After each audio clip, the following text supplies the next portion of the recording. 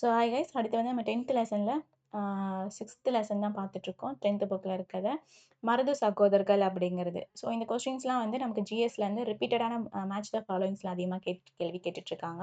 So இதே மாதிரி வீடியோஸ்லாம் வேணும், லைக் அண்ட் ஷேர் சப்ஸ்கிரைப் பண்ணுங்கள். இன்றைக்கி பார்க்க போகிறது யார் பார்த்தீங்கன்னா மருது சகோதரர்கள். ஸோ பெரிய மருது என்ற வெள்ள மருது அப்படிங்கிற இயர் பார்த்தீங்கன்னா 1848 டு 1801. சின்ன மருது அப்படின்னா 1853 டு 1801. சிவகங்கையின் முத்து வடுகநாதரோட திறமையான படைத்தளபதி தான் இவங்க 2 பேரும்.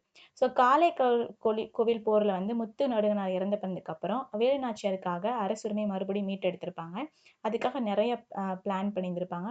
மறுபடியும் கட்டபொம்மன் இறந்ததுக்கு அப்புறம் வந்து அவரோட சகோதரர் ஊமத்துறையோடு வந்து இணைஞ்சு எல்லாருமே வந்து செய்வாங்க. ஸோ இவங்க ஏற்படுத்தின ஒரு அமைப்பு தான் வந்து பிரிட்டிஷ்க்கு வந்து அதிகமான வந்து கழகத்தை சேதத்தை ஏற்படுத்தணும் அப்படிங்கிறது தான் இவங்களோட முக்கியமான நோக்கமாக இருந்திருக்கு. ஸோ மருது சகோதரர்கள் கழகம் அப்படிங்கிறது 1800 டு 1801 வரைக்கும். ஸோ கட்டபொம்மன் கழகம் 1899க்கு அப்புறம் ஒடுக்கப்பட்டதுக்கு அப்புறம் இந்த மறுபடியும் இந்த கழகம் வந்து இது பண்ணுது. இது என்ன சொல்றாங்க அப்படின்னா பிரிட்டிஷார்கள் 2வது பாளையக்கார் போர் அப்படிங்கிற சொல்றாங்க.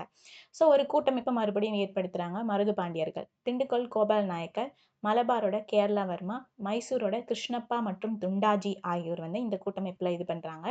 விருப்பாட்சியில ஏப்ரல் 1800 இந்த கம்பெனி எதிராக ஒரு முடிவெடுக்கிறாங்க.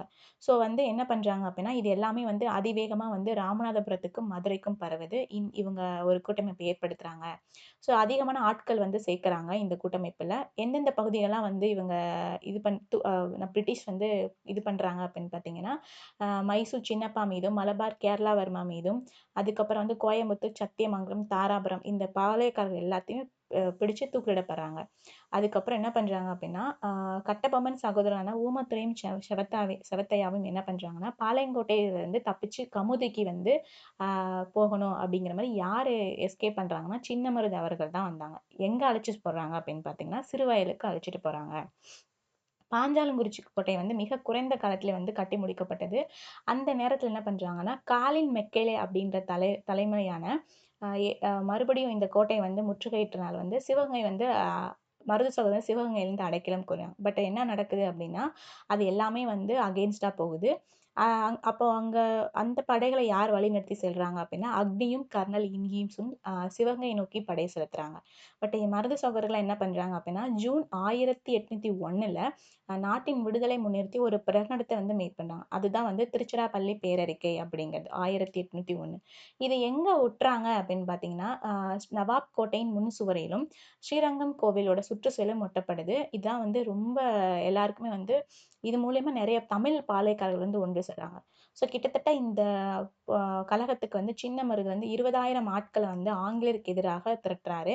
அதே மாதிரி வங்காளம், சிலோன், மலையா ஆகிய இடங்களில் வந்து பிரிட்டிஷ் படைகள் வந்து நிறைய அகெயின்ஸ்டா வந்து நிறுத்துகிறாங்க. பட் இவங்கெல்லாம் சேர்ந்து இதை என்ன பண்றாங்க அப்படின்னா பிரிட்டிஷ்க்கு அகெயின்ஸ்டா பட் பிரிட்டிஷ் என்ன பண்றாங்க அப்படின்னா பிரித்தாளும் கொள்கை அப்படிங்கிற ஒரு கொள்கையை இது பண்ணி மறுபடியும் இந்த படையை வந்து வீழ்ச்சி பண்றாங்க. ஸோ சிவகங்கை வீழ்ச்சிக்கு அப்புறம் என்ன பண்றாங்கன்னா இவங்க எல்லாரையும் வந்து கைது செய்யறாங்க. எப்போ கைது செய்யறாங்கன்னா ராமநாதபுரத்தின் அருகே திருப்பத்தூர் கோட்டையில் 1801 அக்டோபர் 24 அன்று மருது சகோதரர் தூக்கிடப்படுறாங்க. அதுக்கப்புறம் ஊமத்துரையும் செவத்தையாவும் நவம்பர் 16, 1801 வந்து தலை துண்டிக்கப்படுது. 73 பேர் வந்து பிடிக்கப்பட்டு மலையாவின் பிணங்காடு காட்டுக்கு வந்து கடத்தப்படுறாங்க. ஸோ இது என்ன சொல்றாங்க அப்படின்னா மருது சகோதரின் கழகம் இல்ல தென்னிந்திய புரட்சி அப்படிங்கிறது வந்து ஒரு பேர்ல அழைக்கப்படுறாரு. இது மூலியமா வந்து ஒரு கர்நாடக உடன்படிக்கை அப்படிங்கிறது ஸ்டார்ட் பண்றாங்க. எப்போ 1801 ஜூலை 31 இந்த கர்நாடக உடன்படிக்கை பிரிட்டிஷார் நேரடியாக தமிழகத்தின் மீதும் தங்கள் கட்டுப்பாட்டை ஏற்படுத்தியதோடு பாலைக்கார ஒரு முறையை வந்து முடிவு இதோட வந்து இருக்காது அப்படிங்கிற ஒரு உடன்படிக்கை வந்து மேற்கொள்ளப்படுறாங்க. ஓகேங்களா? ஸோ அதனால எல்லா படையும் இதுல கலைச்சப்படுறாங்க. அதுக்கப்புறம் பார்த்தீங்க அப்படின்னா தீரன் சின்னமலை பத்தி பார்ப்போம். 1856 1805 வரைக்கும் இவரோட பீரியட். இவர் எந்த தீர்த்தகிரி என்று அழைக்கப்பட்ட தீரன் 1856 பிறந்திருக்காரு. சிலம்பம், வில்வித்தை, குதிரையேற்றம் அது இல்லாம நவீன போர் முறைகளை வந்து இவர் தேர்ந்தெடுக்கிறாரு. இவர் எந்த பகுதினா கொங்கு பகுதி. அந்த பகுதியில் இருக்க குடும்பம் மற்றும் நிலப்பிரச்சனை வந்து தீர்த்து செய்யறதுதான் இவரோட முக்கியமானது. இது அந்த பகுதி வந்து மைசூர் கட்டுப்பாட்டோட இருக்கு.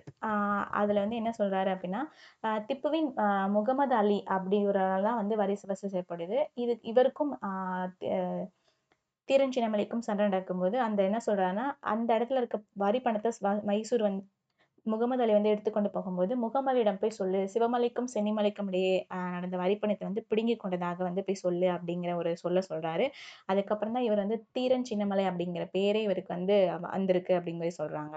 இவர் வந்து எந்த இடத்துலயுமே ஓடாம, அதாவது அவங்க பிரிட்டிஷ் எதிர்த்து போராடி எந்த இடத்துலயுமே ஓடாம இருந்து ஃபைட் பண்ணால இவருக்கு வந்து ஓடாநிலை அப்படின்ற அந்த ஒரு இதுவும் அந்த அந்த பிளேசஸ் வந்து ஓடாநிலை அப்படிங்கிற அழைக்கப்படுறாங்க.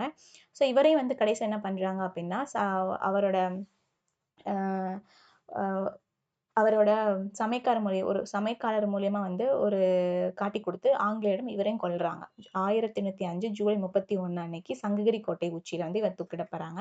இவர் என்ன போர் முறை வந்து கையாண்டாருன்னு பார்த்தீங்கன்னா, கொரில்லா போர் முறையை கையாண்டுறாங்க. அதுக்கப்புறம் பார்த்தீங்க அப்படின்னா, வேலூர் புரட்சி 1806. அதுக்கப்புறம் எல்லா பாறைகளும் ஒடுக்குவதற்காக கிழக்கிந்திய கம்பெனி வந்து ஒரு எல்லாத்தையும் வந்து திரும்ப பெற்றுக்கொள்றாங்க. ஓகேங்களா? ஸோ சேலம், திண்டுக்கல் இந்த எல்லா மாவட்டங்களையும் வந்து மறுபடியும் பெற்றுக்கொள்றாங்க. மறுபடியும் உடன்படிக்கை மேற்கொள்ளனால என்ன நடக்கும் அப்படின்னா, வேலூர் புரட்சி அப்படிங்கிறது நமக்கு அந்த பர்ட்டிகுலர் பிளேசஸ்ல வந்து ஸ்டார்ட் ஆகுது. ஓகே. ஸோ இந்த வீடியோவை நம்ம அடுத்த வீடியோஸ்ல பார்க்கலாம். பிடிச்சிருந்துச்சுன்னா லைக் பண்ணுங்க, ஷேர் பண்ணுங்க. Thank you guys.